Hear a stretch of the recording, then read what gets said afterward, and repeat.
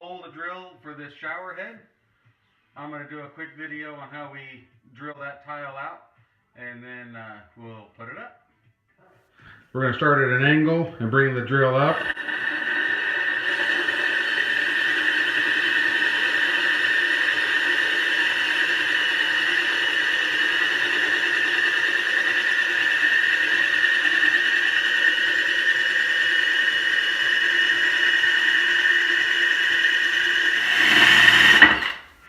And there's a hole.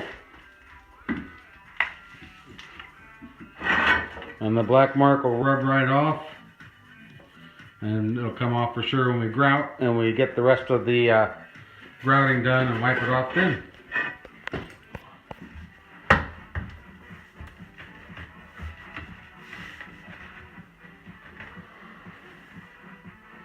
There it is.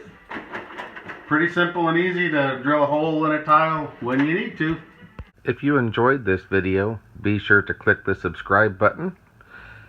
Remember to ring the bell to keep updated with our latest videos. Stick around and check out the next suggested video coming up after this clip. Thanks for watching.